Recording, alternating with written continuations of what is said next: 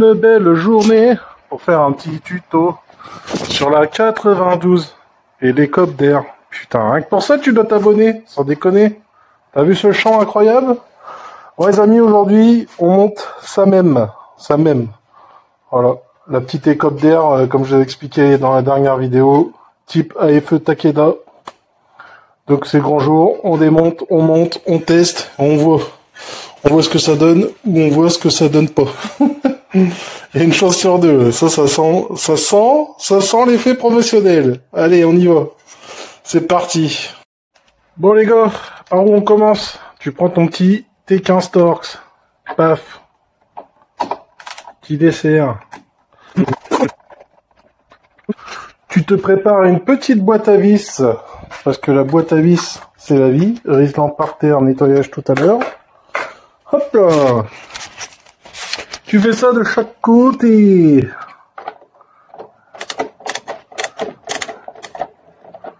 Tiens donc. Allez, je reprends une fois que c'est bon. Une fois que tu as démonté tes deux vis, Torx de 15, tu tires gentiment sans rayer le Eventuri, bien sûr. Ouais, j'ai un Eventuri. Bah tiens, on va y mettre un coup de nettoyage en face, que c'est dégueulasse. Oh oui, c'est dégueulasse. Voilà. Bon, ça, une fois que c'est démonté, tu mets ça là. T'as vu le siège? Incroyable. Donc là, c'est là que je suis deg de pas avoir ma caisse. Normalement, ça, faut un petit pied de biche en plastique. Ça s'appelle un petit pied de biche en plastique. Je te promets, tu tapes ça dans Google, petit pied de biche en plastique, tu vas tomber dessus. Donc ça, c'est des trucs où faut tirer, popper. Quand t'as des ongles, t'y arrives. J'ai pas d'ongles, j'y arrive pas. Mais en gros, tu pop. Allez, on se rejoint. Houston, we have a situation. En fait, tout con, tu prends la petite pince, gentiment. Voilà, tu fais pas comme ça, en fait. Tu fais... Voilà même. Voilà, ouais, je suis routier. Bon, une fois que ça c'est dépopé, si normalement tout se passe bien, ah voilà, tu tires, là même. Ça serait mieux avec un pli de biche plastique. Attends, on dirait que j'ai des actions là-dessus, tu sais. Allez Coco. Non, il veut pas lui. Bon, tu mets un petit coup de tournevis gentiment plat, tu l'aides à se lever. Et regarde, après ça va venir pousser. Et une fois que tu as dépopé ici, dévissé, dépopé, tu fais un mouvement de guédon. Et là, ah c'est pas beau. Non, c'est pas beau. Le radiateur, il est mangé. Oh. Ouais. Vous voyez ça les gars, ça mériterait de démontage complet. Coup de Karcher dans l'autre sens pour sortir les merdes et non pas dans ce sens là parce que là tu les incrustes. Donc là ce serait démontage complet du radiateur dans l'autre sens, dans ce sens là, hein. Et là tu vires toutes les merdes. Mais bon, quitte à faire ça, j'essaie de voir c'est quoi la marque là. C'est pas des trucs de performance quand même. Modine. Non, c'est pas des trucs perf quand même. Non, c'est de la merde d'origine ça. C'est de la merde d'origine. Bon, en tout cas, on y est. Tac, allez. Ouais, j'ai une crise de goutte, on est le même jour que la vidéo de ça même. Alors, en gros, l'histoire, ça va se jouer comme ça. De ce que j'ai pu voir sur les internet, mon... Ah bah là, c'est pas Plug and Play l'histoire. T'es en train de me dire que je dois découper dans ma E92, mais jamais de ta vie. Non, le direct. Bon bah voilà, ça devait venir comme ça. J'ai pas ma Dremel. Les gars. C'est la baise. Bon bah c'est une fin de vidéo. Non, je déconne, on va se démerder. On va se débrouiller. Bon les gars, on est le lendemain. J'avais pas ma Dremel, donc je t'ai baisé. Donc à part mettre un coup de chiffon dans les aérations, j'ai pas fait grand chose. Donc ça me fait chier de découper. Donc avant de découper, je vais regarder si en sautant mes grilles, je peux pas la passer par en dessous. On verra bien. Donc voilà. Mais t'as vu des fois la mécanique, ouais, pour 5 minutes. Puis tiens, t'as pas pris ta Dremel, t'es comme un con. Donc ici, il y a 4 vis en T25 Torx. Tu les dégages. Bien sûr, elles étaient serrées, hein. J'ai dévissé avant. Tu te doutes bien, la magie du cinéma YouTube, mon homme. Et voilà, ça va te donner de la mobilité. Tu peux le voir. Et après, on va pouvoir aller checker ça, boîte à vis. Allez, on peut pas bricoler tranquille. Alors, je disais, je vais même plus où j'en étais avec ces conneries-là. Oui, donc là, tu vois, grosse mobilité. Alors là, c'est une opération que j'aime pas du tout. Faut venir avec un petit tournevis plat, appuyer sur les languettes et là, clic-clac. Tu vois ce que je veux dire? La mobilité, impeccable. Bon les gars, pas le choix. Même en essayant de passer derrière, ça marche pas. Il faut couper. Donc, j'ai fait mon petit traçage. Ce que je vais venir faire avec mon Dremel disque. Je viens tailler. Et après, je ferai la finition. Je vous montrerai de toute façon étape par étape. Ok? Ça, je peux pas vous filmer parce que malheureusement, j'ai pas de trépied. Tu vois ce que je veux dire? Si je le mets là avec les vibrations, il va tomber. Donc les gars, je peux pas vous filmer. En gros, un petit coup de Dremel comme ça, histoire d'agrandir mon entrée. C'est parti. Bon là les gars, j'ai fait la coupe. Donc là ici c'est coupé en gardant la forme d'origine. Donc voilà. Je vous rappelle qu'on prépare des cylindres d'aluminium pour scooter préparé depuis plus de 10 ans. Heureusement qu'on sait faire une petite découpe propre à la Dremel quand même. Donc là en direct. Voilà, maintenant ça passe. Je filme mal aujourd'hui. Allez, c'est parti. Bon les gars, c'est une vraie merde à monter. Hein. C'est l'ajustement, c'est de la merde. Voilà. Ça me plaît pas, ça me casse les couilles. Alors, bon, sur le principe en tout cas, ça fonctionne. C'est discret, donc ça me plaît. Là, c'est noir, c'est bien, c'est type origine. En fait, je vous explique. Voilà. Donc là, t'as un écart et là, t'es obligé de couper, sinon ça rentre pas. Ouais, c'est pas ouf. Hein. C'est pas ouf, mais bon. Voilà. Ça sera comme ça. Là, j'ai utilisé la vis d'origine. J'ai pu utiliser la vis d'origine avec un boulon de vis en dessous. C'est pas serré, hein, les gars, c'est un peu montage. Et là, malheureusement, je peux pas réutiliser ce qui est d'origine, donc voilà. Alors, je vais vous montrer ce qu'il y a un perçage à faire. Bien sûr, pas sur la voiture, hein, c'est un perçage à faire sur la pièce. Donc voilà. En tout cas, ça se monte pas en 5 minutes chrono, les gars. Il y a un peu de taf.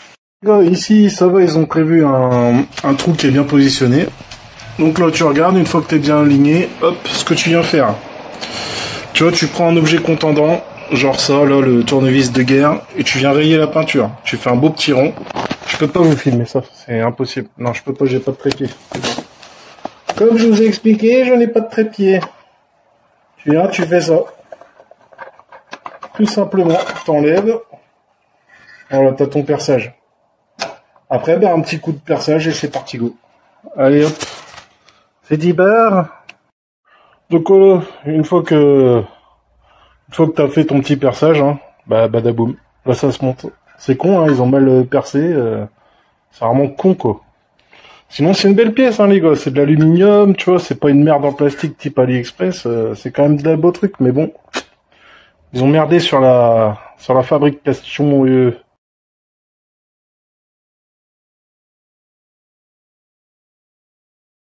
Ça, les gars, pareil, c'est vous qui voyez. Mais moi, je me vois pas remonter ça comme ça, dégueulasse comme ça, c'est dégueulasse. Donc, petit coup de nettoyage. C'est quoi donc la date? On ne voit pas. Allez, nettoyage. Bon, les gars, après beaucoup de propre, déjà, on voit 18 septembre 2007 et ça coïncide, hein, moi, elle a été fabriquée. Voilà. Bon petit coup de propre, devant, derrière. On remonte pas de la merde. Bon, les gars, j'ai nettoyé tous les plastiques, histoire d'avoir quelque chose de correct. J'ai plus que les grilles à remonter et c'est fini. Donc bah ça je vous fais pas un tuto pour les grilles, hein, c'est ça tout seul. Et là bon bah je vais partir faire un essai, voir si c'est bullshit ou si c'est pas bullshit. J'avais un passage aux bandes prévu mais annulé les gars. Donc on va faire autrement. Moi j'ai l'application Perfect Power. Et ben c'est tout, on fera la Perfect Power parce que 120 € TTC le passage au banc, il peut aller se faire chez les Grecs. Bon sinon vite fait parce que je vois qu'il y a plein de gens qui se trompent. Donc la vraie alimentation de la boîte à air, elle est ici. Tu vois, conduit carbone qui remonte directement dans la boîte à air. Ça, bah on va en profiter maintenant. Un bon petit gavage, tu vois. Et ça les gars, tout le temps j'entends, ouais c'est par là que la boîte à air elle aspire. Non. En fait là, quand la caisse elle roule, ça te fait une pression. T'es d'accord avec moi? Pression, pression. Et en fait, ça, c'est trop plein d'air qui sort. C'est en aucun cas la prise d'air. C'est l'échappement, entre guillemets, de la boîte à air. Tout ce qui peut pas être digéré par le moteur est sorti par là. Ça évite d'avoir une énorme contre-pression. Si ça c'était fermé, tu te rends compte, ça ferait un effet parachute de ouf. Voilà. Sinon, écoutez, c'est très discret. Franchement, attendez, avant de fermer, toujours checker, vous voyez. Hop. Ça, tellement fait baiser que... Voilà. Donc, il n'y a pas d'outil dans la V-moteur. Ça, c'est nickel. Impeccable. Bon.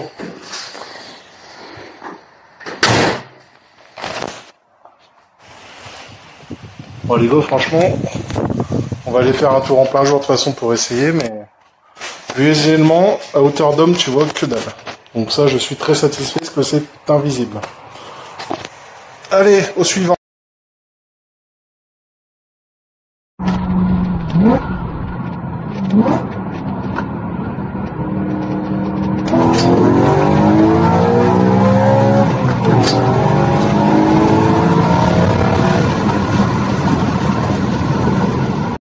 Bon les gars, ça y est, je viens d'aller faire tous mes tests. Donc test de IAT, test donc c'est un peu comme un draghi mais c'est pas un vrai draghi. Et bon bah il y a un léger gain. Je suis content. En fait au niveau des IAT, elles ont bien baissé, ça c'est la meilleure surprise. Si tu baisses tes IAT, je te fais pas un cours de physique mais tu augmentes la puissance.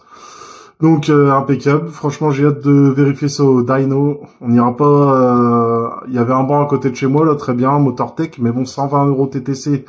Le passage au banc, autant dire que non, ça c'est pas possible. Donc, faut savoir que moi avant j'avais un ami qui avait un garage qui avait un banc, donc dédicace à Alex, secretauto.fr à l'ancienne. Et comment? En fait moi j'ai une sensibilité. Vous savez, il y en a qui ont pas de sensibilité, tu vas leur mettre 50 chevaux en plus dans une voiture, ou tu vois ils s'en branlent, ils captent pas la diff, tu vois. Et moi vu que je fais des atmos depuis que je suis dans la bagnole, je fais des atmos ou alors des prépas compresseurs et un peu de TD. Mais sinon, mon gros de ma passion et de mes prépas que j'ai fait, c'est souvent de la prépa atmo. Et là, direct, quand j'ai mis les écopes, je suis allé faire mon tour. J'ai fait un fond de 3-4. J'ai dit, ça m'a l'air plutôt pas mal. Donc, j'ai voulu vérifier ça avec les données à l'IAT. Donc, l'IAT, c'est la température d'admission, hein, pour faire simple. Et donc, bah, c'est cool. Les IAT ont baissé. Et le draghi, putain, je peux pas extraire. J'arrive pas à extraire, putain, de données... Parce que c'est pas un draghi, c'est pas un vrai draghi, mais au moins ça te donne tes 100-200, tout ça. Et on va dire que je suis dans les 10 secondes, 9 et quelques. Donc pour une boîte méco, je suis content à la chétane.